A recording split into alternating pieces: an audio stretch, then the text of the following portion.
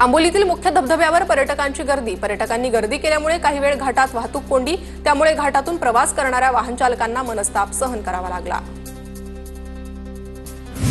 रत्नागिरीतील प्रसिद्ध देवस्थान असलेल्या मार्लेश्वरमधील धबधबा प्रवाहित। मंदिरात दर्शन घेण्यासाठी आलेल्या भाविकांसाठी धबधबा आकर्षणाचा केंद्रबिंदू।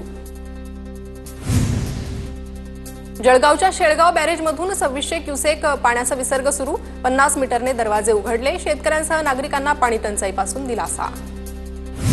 चंद्रपूरमध्ये पाऊस लांबल्यानं केवळ 49,000 हेक्टरवर पेरण्या। मृग नक्षत्रात पाऊस लांबल्यानं पेरण्या खोळंबल्या। जिल्ह्यातील शेतकरी चिंतेत।